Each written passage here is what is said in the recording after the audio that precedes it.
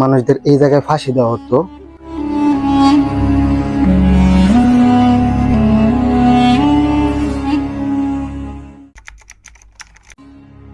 আজ 2026 সাল, যখন আমাদের পৃথিবী খুব দ্রুত এগিয়ে যাচ্ছে, তখন আমাদের টাঙ্গাইলের আতিয়াতে এক প্রাচীন ইতিহাস দাঁড়িয়ে আছে 417 বছর ধরে। চলুন ঘুরে ঘুরে দেখি সেই প্রাচীন ইতিহাস।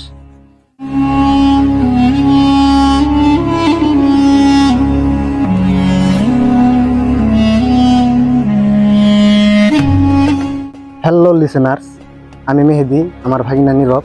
আমরা এখন আছি টাঙ্গাইলের বেলদর থানার আতিয়া জামে মসজিদে। 1609 সালে মুঘল সম্রাট জাহাঙ্গীরের আমলে এই স্থাপত্যটি তৈরি করা হয়।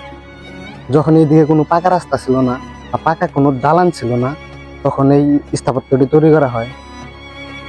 আগের যে 10 টাকার নোট ছিল, সেই নোটেও কিন্তু এই আতিয়া জামে মসজিদের ছবি ছিল, বাট নতুন নোটে এই ছবিটি দেওয়া হয়নি। যখন আগেকার নোটে এই আতিয়া মসজিদের ছবি ছিল, তখন প্রচুর মানুষ এই মসজিদটি দেখার জন্য ভিড় করত, বাট এখন পর্যটক অনেক কম।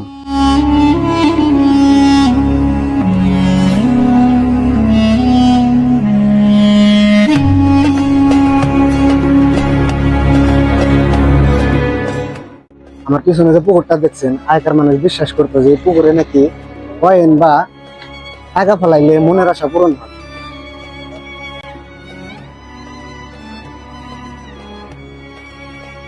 এই যে জায়গাটা দেখতে পাচ্ছেন, লোকমুখে শোনা যায় যে সেই মুঘল সম্রাটের আমলে কেউ যদি কোনো অন্যায় বা অত্যাচার করত, তখন মানুষদের এই জায়গায় ফাঁসি দেওয়া হতো।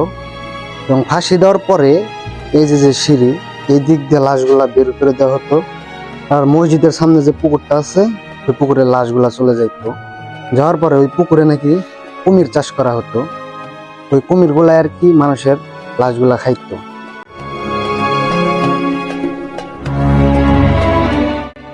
আরো এই জায়গার স্থানীয় মানুষদের সাথে কথা বলে দেখলাম যে এই জায়গার মানুষের প্রচুর পরিমাণের এই মসজিদটা নিয়ে ভুল ধারণা রয়েছে।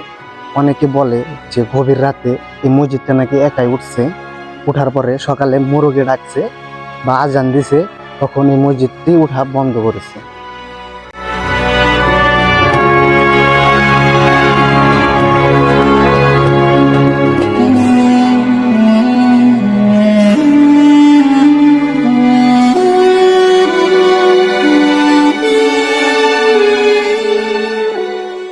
তো এই জায়গায় একটা জিনিস খেয়াল করলাম যে এটার যে মসজিদের যে বাইরের অংশ, এই পাশে হচ্ছে খোলা, বাট ওই পাশে যে ভিতরের অংশ, যে ভিতরে যারা নামাজ টামাজ পড়ে, ওইদিকে বন্ধ। হয়তো এই জায়গায় মহিলা মানুষ আসার কারণে মসজিদের ভিতরে ঢুকে, এর জন্য আর কি এটাকে বন্ধ রাখা হয়। যারা নামাজ পড়তে চান তারা চেষ্টা করবেন যে নামাজের টাইমে আসার।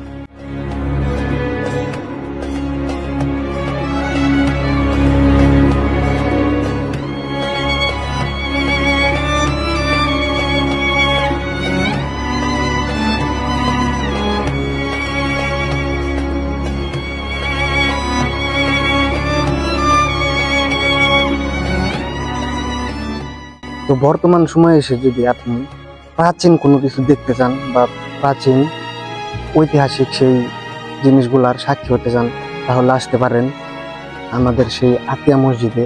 তার কারুকার্য আপনাকে মুগ্ধ করতে বাধ্য করবে। যদি চান, ঢাকা থেকে মাত্র 3-4 ঘন্টার দূরত্বে আসতে পারেন টাঙ্গাইলের বেলদর থানার আতিয়া মসজিদে।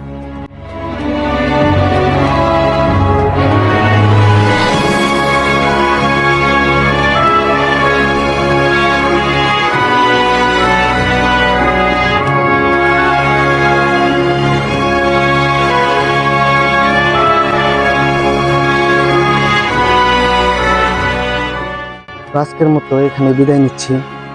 দেখা হবে আপনাদের সাথে নেক্সট ভিডিওতে।